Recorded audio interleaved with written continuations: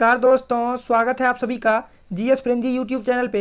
हम लोग कर रहे हैं एसएससी एग्जाम 2026 के लिए 90 डे पीवाईक्यू सीरीज। ये हमारा डे 4 है। इससे पहले हम लोगों ने डे 3 तक कंप्लीट कर लिया है। अगर आप लोगों ने वो वीडियो मिस किया है तो उसको जाके जरूर देख लीजिएगा। तो चलिए दोस्तों, स्टार्ट करते हैं आज का पहला क्वेश्चन। पहला क्वेश्चन है 1929 में पेनिसिलियम फंगस के जीवाणुरोधी गुणों का खोज किसने किया? तो इसका सही आंसर हो जाएगा अलेक्जेंडर फ्लेमिंग। Alexander Fleming. तो देखिए, पेनिसिलियम फंगस के जीवाणुरोधी गुणों की खोज अलेक्जेंडर फ्लेमिंग ने किया था 1929 में। तो देखिए दोस्तों, अलेक्जेंडर में कीवर्ड है जेंडर, और जेंडर तो देखिए पेनिसिलियम में पेन। पेन किसको हो सकता है? पेन किसको होता है? तो पेन किसी भी जेंडर को हो सकता है। पेन किसी भी जेंडर को हो सकता है, लड़का को भी हो सकता है, लड़की को भी हो सकता है। तो पेन किसी भी जेंडर को हो सकता है। आप लोग ऐसे रिलेट कर सकते हैं कि पेन किसी को भी हो सकता है। तो पेनिसिलियम फंगस के जीवाणुरोधी गुणों की खोज किसने की? तो अलेक्जेंडर फ्लेमिंग ने की। बढ़ते हैं अगले क्वेश्चन की तरफ। अगला क्वेश्चन है आधुनिक आधुनिक अर्थव्यवस्था में सेवा उद्योग क्यों महत्वपूर्ण है? आधुनिक अर्थव्यवस्था में सेवा उद्योग क्यों महत्वपूर्ण है? तो इसका सही आंसर हो जाएगा यह आर्थिक विकास में सहायता करने वाली गतिविधियां प्रदान करती है। यह आर्थिक विकास में सहायता करने वाली गतिविधियां प्रदान करती है।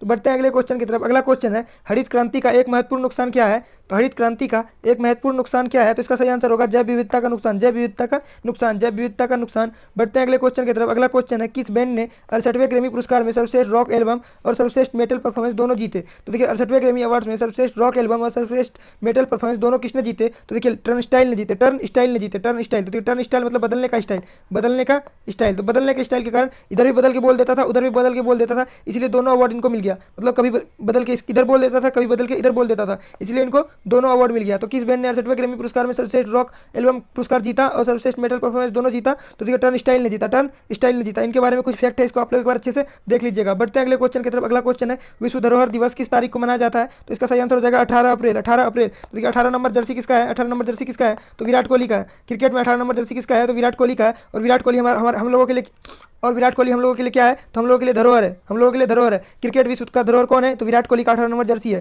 क्रिकेट विश्व का धरोहर कौन सा है? क्रिकेट विश्व का धरोहर क्या है? तो 18 नंबर जर्सी है। 18 नंबर जर्सी है। तो विश्व धरोहर दिवस कब मनाया जाएगा? 18 अप्रैल को मनाया जाएगा। 18 अप्रैल को मनाया जाएगा। ये बस रिलेट करने का मेथड है कि क्रिकेट का धरोहर कौन है? तो विराट कोहली है। विराट कोहली सबसे बड़े क्रिकेट खिलाड़ी हैं वर्तमान में। तो 18 अप्रैल मतलब 18 नंबर जर्सी विराट कोहली का। 18 नंबर जर्सी विराट कोहली का। तो विराट कोहली का जर्सी हम लोगों के लिए धरोहर है। धरोहर है, ठीक है। 8 सितंबर को क्या मनाया जाता है? तो अंतर्राष्ट्रीय साक्षरता दिवस मनाया जाता है। 21 जून को अंतर्राष्ट्रीय योग दिवस मनाया जाता है। 15 मार्च को अंतर्राष्ट्रीय उपभोक्ता दिवस मनाया जाता है। बढ़ते हैं अगले क्वेश्चन की तरफ। अगला क्वेश्चन है आर्थिक सर्वेक्षण 2025-26 के अनुसार अप्रैल से दिसंबर 2025 में सकल जीएसटी संग्रह कितना था? तो देखिए, इसका सही आंसर हो जाएगा 17.4 लाख करोड़। आर्थिक सर्वेक्षण 2025-26 के अनुसार अप्रैल से दिसंबर 2025 में सकल जीएसटी संग्रह कितना था? 17.4 लाख करोड़। तो 17.4 लाख करोड़। इसके बारे में कुछ डिटेल में फैक्ट है, इसको आप लोग एक बार अच्छे से देख लीजिएगा, इससे भी क्वेश्चन बन सकता है। बढ़ते हैं अगले क्वेश्चन की तरफ। अगला क्वेश्चन है बीएनएस 2023 के तहत 10 साल से कम सजा वाले अपराधियों के लिए अधिकतम हिरासत अवधि कितनी है? तो देखिए, इसका सही आंसर हो जाएगा 60 दिन। 60 दिन। देखिए, 60 दिन उसका होता है जिसको 10 साल से कम सजा होता है। 60 दिन उसका होता है जिसका 10 साल से कम सजा होता है। 90 दिन उसका होता है जिसको 10 साल से अधिक की सजा मिलती है, जिसको 10 साल से अधिक की सजा मिलती है। 30 दिन उसको है जिसको 5 साल से अधिक सजा मिलती है। 30 दिन उसको रखा जा सकता है हिरासत में जिसको 5 साल से अधिक की सजा है। और 15 दिन किसको रखा जा सकता है? जो मामूली कार्य करे, मामूली चोरी डकैती करे और जिसका सजा 5 साल से कम हो, जिसका 5 साल से कम हो। और इसको मैंने डिटेल में फैक्ट में करवाया है, जिसको आप लोग एक बार अच्छे से देख लीजिएगा। बढ़ते हैं अगले क्वेश्चन की तरफ। अगला क्वेश्चन है भारत में सर्वोच्च खेल सम्मान कौन सा है? भारत में सर्वोच्च खेल सम्मान कौन सा है? तो इसका सही आंसर हो जाएगा मेजर ध्यानचंद्र खेल रत्न। मेजर ध्यानचंद्र खेल रत्न। तो देखिए, ये 1991-92 में शुरू हुआ था। मेजर ध्यानचंद्र खेल रत्न अवार्ड कब शुरू हुआ था? तो 1991-92 में शुरू हुआ था। इसके प्रथम प्राप्तकर्ता कौन है? तो सचिन तेंदुलकर। सचिन तेंदुलकर है। तो मेजर ध्यानचंद्र खेल रत्न अवार्ड के प्रथम प्राप्तकर्ता कौन है? तो मेजर ध्यानचंद्र। देखिए, इसका पहले नाम राजीव गांधी खेल रत्न हुआ करता था। मेजर ध्यानचंद्र खेल रत्न अवार्ड का पहले नाम राजीव गांधी खेल रत्न होता था। इसका नाम बदल के क्या कर दिया गया? तो मेजर ध्यानचंद्र खेल रत्न अवार्ड कर दिया गया। मेजर ध्यानचंद्र खेल रत्न अवार्ड कर दिया गया। इसके कुछ प्राप्त करता है सचिन तेंदुलकर, पीवी सिंधु, मेरी कॉम और नीरज चोपड़ा जैसे खिलाड़ी। तो देखिए, इसमें क्या मिलता है? 25 लाख रुपया, 25 लाख रुपया, एक पदक और एक प्रमाण पत्र मिलता है। इस पुरस्कार में क्या मिलता है? 25 लाख रुपया नगद मिलता है, एक प्रमाण पत्र मिलता है और क्या मिलता है? एक पदक मिलता है, ठीक है। और मेजर ध्यानचंद्र हॉकी से संबंधित खिलाड़ी थे। मेजर ध्यानचंद्र हॉकी से संबंधित खिलाड़ी थे, ठीक है। द्रोणाचार्य पुरस्कार 1985 में स्टार्ट हुआ, जो कि कोच को दिया जाता है।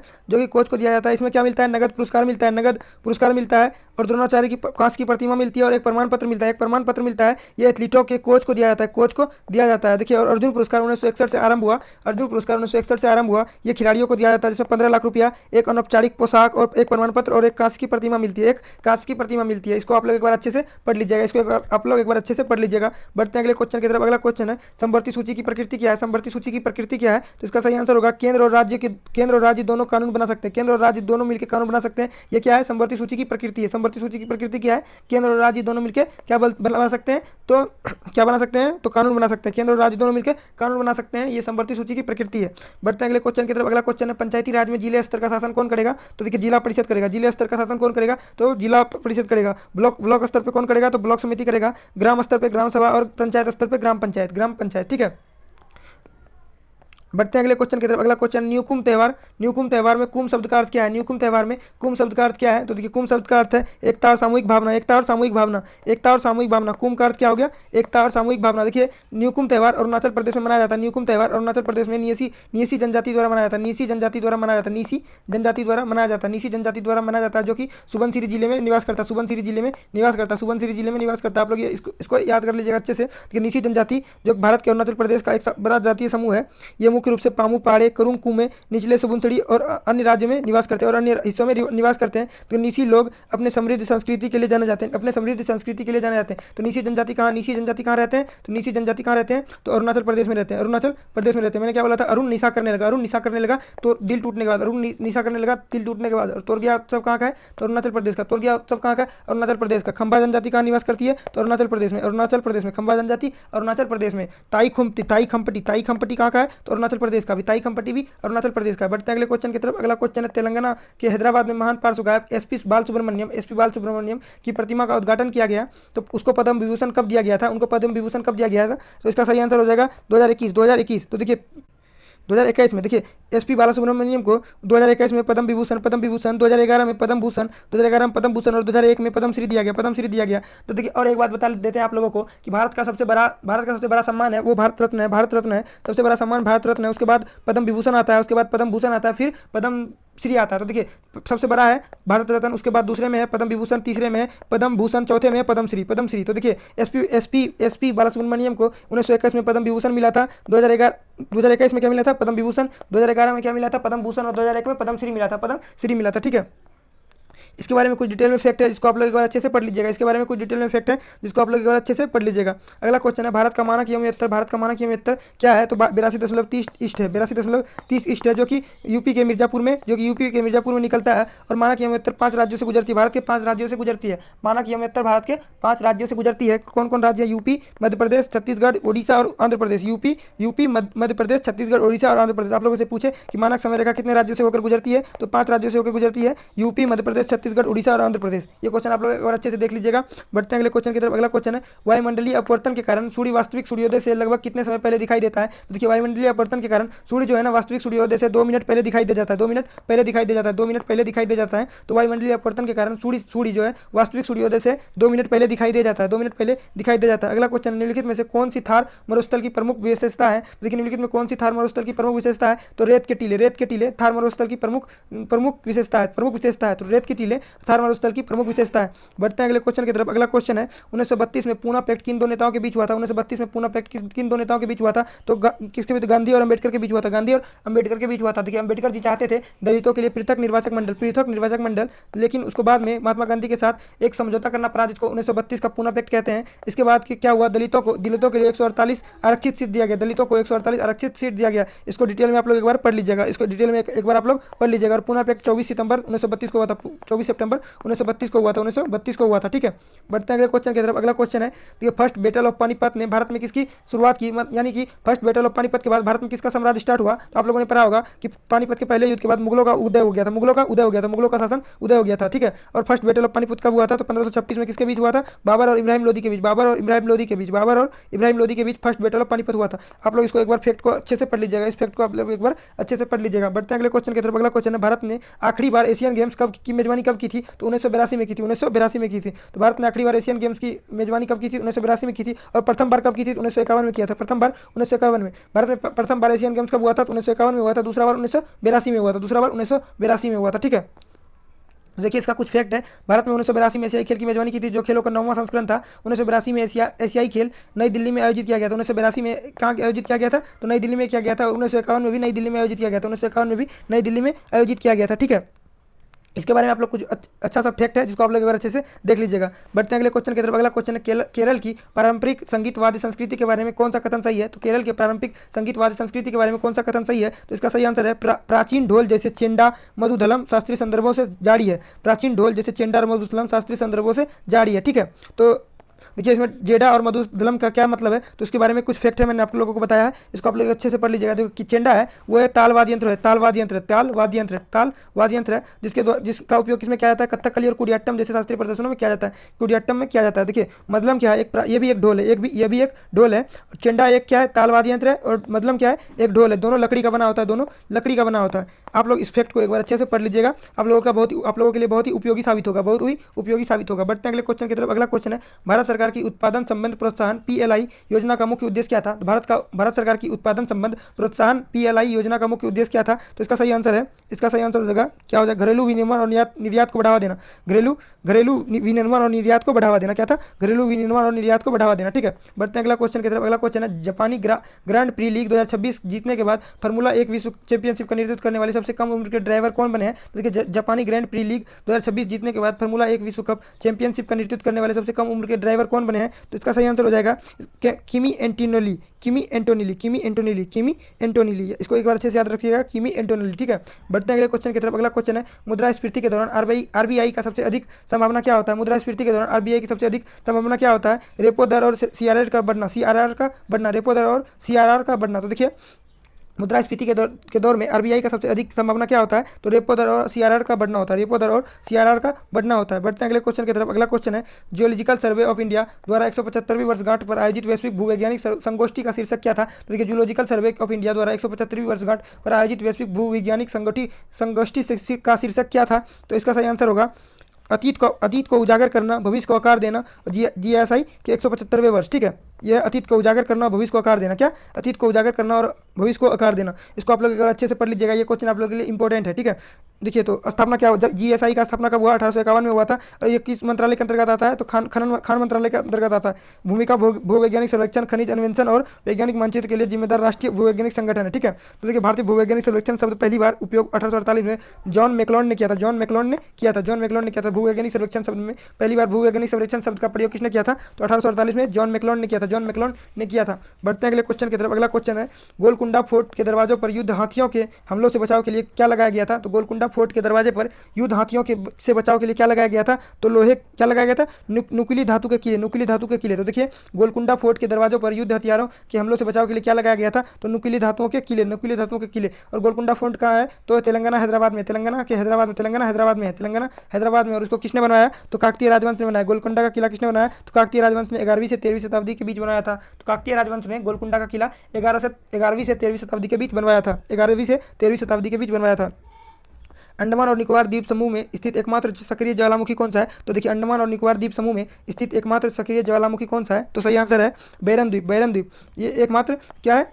सक्रिय ज्वालामुखी है भारत का, एकमात्र सक्रिय ज्वालामुखी है भारत का। ठीक है, तो अंडमान और निकोबार द्वीप समूह में स्थित एकमात्र सक्रिय ज्वालामुखी कौन सा है? तो बैरन द्वीप है। देखिए नारकोंडम का है, नारकोंडम यह एक प्रसुप्त है जो कि डोरमेंट ज्वालामुखी है जो उत्तरी अंडमान में। बारातांग यह सक्रिय मिट्टी के ज्वालामुखी है।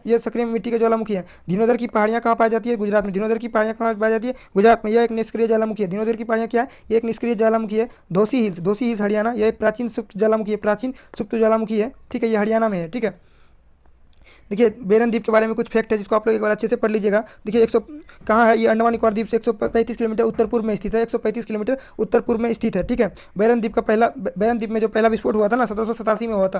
बैरन द्वीप में पहला विस्फोट कब हुआ था? 1787 में हुआ था। ठीक है, बढ़ते हैं अगले क्वेश्चन की तरफ।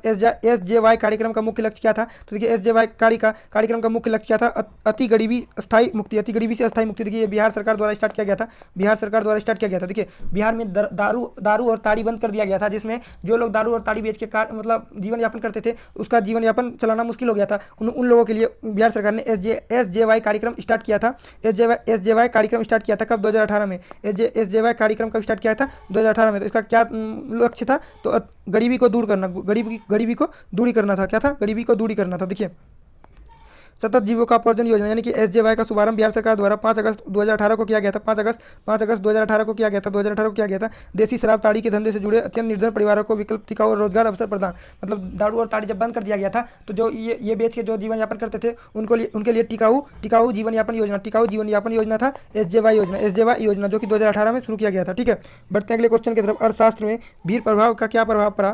तो अर्थशास्त्र में भीड़ प्रभाव का क्या अर्थ है? अर्थशास्त्र में भीड़ प्रभाव का क्या अर्थ है? तो इसका सही आंसर होगा सरकारी उधारी से निजी निवेशों में कमी। सरकारी उधारी से निजी निवेशों में कमी। सरकारी उधारी से निजी निवेशों में कमी। तो देखिए अर्थशास्त्र में भीड़ प्रभाव का अर्थ है सरकारी उधारी से निजी निवेशों में कमी। बढ़ते हैं अगले क्वेश्चन की तरफ। अगला क्वेश्चन है विंग्स ऑफ फायर। ये क्वेश्चन मैंने आप लोगों को कल भी कराया है। विंग्स ऑफ फायर के लेखक कौन है? तो विंग्स ऑफ फायर के लेखक डॉक्टर APJ अब्दुल कलाम है। विंग्स ऑफ फायर कौन? Missile man. फायर करेगा कौन? Missile man. तो विंग्स ऑफ फायर के लेखक मिसाइल मैन है। ठीक है, डॉक्टर APJ अब्दुल कलाम के बारे में इंपॉर्टेंट फैक्ट है, इसको आप लोग अच्छे से देख लीजिएगा। इससे क्वेश्चन आप लोगों के लिए बन सकता है, इससे आप लोगों के लिए क्वेश्चन बन सकता है। ठीक है, इग्नाइटेड माइंड्स पुस्तक किसने लिखा है? इग्नाइटेड माइंड पुस्तक किसने लिखा है? तो APJ अब्दुल कलाम जी ने लिखा है। देखिए APJ अब्दुल कलाम का पूरा नाम था अबुल पाकिर जनाबुद्दीन अब्दुल कलाम। ठीक है, देखिए वे भारत के 11वें राष्ट्रपति भी थे। ठीक है, बढ़ते हैं अगले क्वेश्चन की तरफ। अगला क्वेश्चन है दिशा योजना क्रियान्वयन की जिम्मेदारी किस मंत्रालय की है? तो देखिए दिशा योजना की जिम्मेदारी किस मंत्रालय की है? तो इसका सही आंसर होगा ग्रामीण विकास मंत्रालय। दिशा योजना का जिम्मेदारी किस मंत्रालय का है? तो ग्रामीण विकास मंत्रालय का है। ठीक है, देखिए दिशा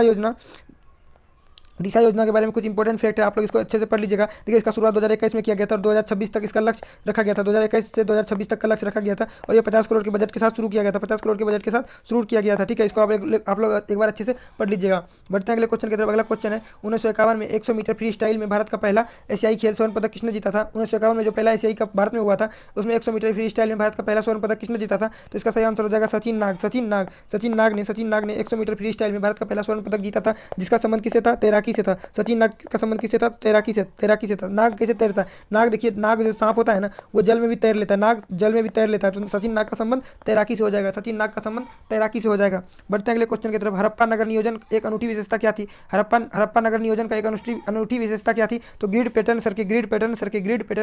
तो हड़प्पा नियोजन का एक अनूठी विशेषता क्या था? तो ग्रिड पैटर्न सर्के थे। बढ़ते हैं अगले क्वेश्चन की तरफ। अगला क्वेश्चन है भारतीय संविधान के किस अनुच्छेद में यूपीएससी के गठन का प्रावधान है? यूपीएससी का गठन का प्रावधान किसमें है? गठन का प्रावधान किसमें है? अनुच्छेद 315 में यूपीएससी का गठन है। भारतीय संविधान के किस अनुच्छेद में यूपीएससी का गठन के बारे में है? तो अनुच्छेद 315। देखिए 316 में क्या है? लोक सेवा आयोग सदस्यों की नियुक्ति और कार्यकाल। 316 में नियुक्ति और कार्यकाल है। 317 में निलंबित और हटाने की विधि है। और सदस्यों के सेवा की शर्तों के संबंध में विनियमन बनाने का राष्ट्रपति और राज्यपाल को अधिकार देता है। 315 में क्या है? तो 315 में फाउंडेशन है। फॉर्मेशन है अनुच्छेद 315 का। अनुच्छेद 316 में क्या है? तो नियुक्ति और कार्यकाल है। 317 में क्या? निलंबित और हटाने की प्रक्रिया है। ठीक है, बढ़ते हैं अगले क्वेश्चन की तरफ। किस आईएनसी सत्र ने आर्म्स एक्ट और वर्नाकुलर पेक्स एक्ट का विरोध प्रस्ताव किया था? तो किस आईएनसी सत्र में आर्म्स एक्ट और वर्नाकुलर पेक्स एक्ट का विरोध किया था? तो देखिए क्या हो जाएगा इसका सही आंसर? 1885 का बॉम्बे एक्ट, जिसमें कांग्रेस का गठन हुआ था और इसके अध्यक्ष कौन थे? एओ ह्यूम थे। ठीक है, इसके बारे में कुछ डिटेल में फैक्ट है, आप लोग इसको एक बार अच्छे से पढ़ लीजिएगा। इसके बारे में कुछ डिटेल फैक्ट है, इसको आप लोग एक बार अच्छे से पढ़ लीजिएगा। बढ़ते हैं अगले क्वेश्चन की तरफ। अगला क्वेश्चन है कौन सा विटामिन बड़ी मात्रा में हड्डियों को नुकसान पहुंचाता है? कौन सा विटामिन है जो कि हड्डियों को नुकसान पहुंचाता है? तो विटामिन ए जो है ना हड्डियों को बड़ी मात्रा में नुकसान पहुंचाता है। कौन सा विटामिन बड़ी मात्रा में हड्डियों को नुकसान पहुंचाता है? तो विटामिन बी हड्डियों को नुकसान पहुंचाता है। विटामिन बी की कमी से बेरी होता है, सी की कमी से अस्कर भी होता है। ठीक है, बढ़ते हैं अगले क्वेश्चन की तरफ। अगला क्वेश्चन है भारत में पंचायती राज में विकेंद्रीकृत नियोजन लाभदायक क्यों है? भारत में पंचायती राज में विकेंद्रीकृत नियोजन लाभदायक क्यों है? तो इसका देखिए स्थानीय आवश्यकता के अनुसार विकास योजना बनाती है। स्थानीय आवश्यकता के अनुसार विकास की योजना बनाती है। देखिए ग्राम पंचायत क्या होता है? छोटे स्तर पे होता है, ग्राम लेवल पे होता है। तो ग्राम लेवल पे क्या चल रहा है, क्या किस योजना का जरूरत है, क्या करना चाहिए, वो केंद्र तक बात पहुंचने में बहुत टाइम लग जाता है। इसीलिए उपयोगी है कि वो स्थानीय, मतलब जहाँ पे प्रॉब्लम होता है वहाँ पे सोल्यूशन दे देता है। इसलिए स्थानीय आवश्यकता के अनुसार विकास की योजना बनाती है। तो ग्राम पंचायत क्या करती है? स्थानीय आवश्यकता के अनुसार विकास योजना बनाती है। स्थानीय मतलब जहाँ पे प्रॉब्लम हुआ, जिस ग्राम में प्रॉब्लम हुआ वहाँ पे ही सोल्यूशन मिल जाता है। भारत में पंचायती राज विकेंद्रीकृत योजना लाभदायक क्यों है? तो स्थानीय आवश्यकता के अनुसार विकास योजना बनाती है। ठीक है, इसके बारे में कुछ फैक्ट है। देखिए 73वें संविधान संशोधन 1992 द्वारा ग्राम पंचायत लाया गया था। 73वें संविधान संशोधन 1992 द्वारा ग्राम पंचायत के बारे में लाया गया था। ठीक है, बढ़ते हैं अगले क्वेश्चन की तरफ। अगला क्वेश्चन है 2011 के जनगणना के अनुसार किस शहरी समूह की जनसंख्या सबसे अधिक थी? तो किस शहर में शहरी जनसंख्या अधिक थी? तो इसका सही आंसर हो जाएगा मुंबई। तो 2011 के जनगणना के अनुसार किस शहरी समूह की जनसंख्या सबसे अधिक थी? तो मुंबई। तो 2011 के जनगणना के अनुसार किस शहरी समूह का जनसंख्या सबसे अधिक थी? तो मुंबई थी। बढ़ते हैं अगले क्वेश्चन की तरफ। अगला क्वेश्चन है अगला क्वेश्चन है जीएसटी क्षतिपूर्ति उपकर भारत में किस तिथि तक लागू रहेगा तो इसका सही आंसर होगा 31 मार्च 2026। 31 मार्च 2026। तो देखिए जीएसटी क्षतिपूर्ति उपकर भारत में किस तिथि तक लागू रहेगा तो 31 मार्च 2026 तक लागू रहेगा। जीएसटी क्षतिपूर्ति उपकर भारत में किस तिथि तक लागू रहेगा तो 31 मार्च 2026 तक लागू रहेगा। ठीक है, बढ़ते हैं अगले क्वेश्चन की तरफ। उससे पहले आप लोग इसके बाद जीएसटी के बारे में कुछ फैक्ट है, आप लोग इसको एक बार अच्छे से पढ़ लीजिएगा। 1 जुलाई 2026 को भारत में जीएसटी लागू किया गया था। 1 जुलाई 2017 को भारत में जीएसटी लागू किया गया था। आप लोग इसको एक बार अच्छे से पढ़ लीजिएगा। अगला क्वेश्चन है मैकमोहन रेखा भारत और किस देश को अलग करती है तो इसका सही आंसर होगा चीन। भारत और चीन को अलग करती है मैकमोहन रेखा। भारत और चीन को अलग करती है मैकमोहन रेखा। भारत और पाकिस्तान को रेड क्लिफ रेखा द्वारा अलग किया जाता है। भारत और पाकिस्तान को रेड क्लिफ रेखा द्वारा अलग किया जाता है। भारत और नेपाल की सीमा महाकाली नदी बनाती है। महाकाली नदी बनाती है। भारत और भूटान के बीच हिमालय आता है। भारत और भूटान के बीच हिमालय आता है। ठीक है, उसके बारे में कुछ देखिए, कुछ डिटेल में फैक्ट है, आप लोग इसको अच्छे से एक बार पढ़ लीजिएगा। इसको एक बार आप लोग अच्छे से पढ़ लीजिएगा। बढ़ते हैं अगले क्वेश्चन की तरफ। अगला क्वेश्चन है कौन सा सूत्र विद्युत शक्ति को दर्शाता है। कौन सा सूत्र विद्युत शक्ति को दर्शाता है तो इसका सही आंसर हो जाएगा सी नंबर, P बराबर V स्क्वायर बटे आर। P बराबर V स्क्वायर बटे आर। P बराबर V स्क्वायर बटे आर। ठीक है, तो कौन सा विद्युत शक्ति को दर्शाता है तो P बराबर V स्क्वायर बटे आर। V स्क्वायर बटे आर। ठीक है, बढ़ते हैं अगले क्वेश्चन की तरफ। अगला क्वेश्चन है विलासनी नाट्यम किस भारतीय राज्य में पुनर्जीवित शास्त्रीय नृत्य है। विलासनी नाट्यम, मैंने ये क्वेश्चन आप लोगों को कम से कम 7-8 बार कराया है कि विलासनी नाट्यम किस भारतीय राज्य में पुनर्जीवित शास्त्रीय नृत्य है तो देखिए इसका सही आंसर होगा आंध्र प्रदेश। इसका सही आंसर हो जाएगा आंध्र प्रदेश। और इसको पुनर्जीवित करने का श्रेय जो है स्वप्न सुंदरी को जाता है। ठीक है, विलासनी नाट्यम किस भारतीय राज्य में पुनर्जीवित शास्त्रीय नृत्य है तो आंध्र प्रदेश में है। ठीक है, तमिलनाडु का नृत्य कौन सा है तो भरतनाट्यम है। तमिलनाडु का भरतनाट्यम। कर्नाटक में कंबाला नृत्य होता है, बैगा नृत्य होता है, बहुत सारा नृत्य होता है। ठीक है, केरल में मोहिनीअट्टम किया जाता है। ठीक है, आप लोगों के लिए देखिए विलासनी नाट्यम के बारे में कुछ फैक्ट है जिसको आप लोग एक बार अच्छे से पढ़ लीजिएगा। आप लोग बोलते थे कि आंसर की नहीं देते हैं तो मैंने पीडीएफ में आंसर की भी दे दिया है। अगर आप लोग मेरे टेलीग्राम पे जाके इस पीडीएफ को डाउनलोड करते हैं तो आप लोगों को आंसर की भी मिल जाएगा। आशा करते हैं आप लोगों को वीडियो पसंद आया होगा। अगर आप लोगों को वीडियो पसंद आया होगा तो मेरे चैनल को सब्सक्राइब और मेरे वीडियो को लाइक करना ना भूलें। धन्यवाद।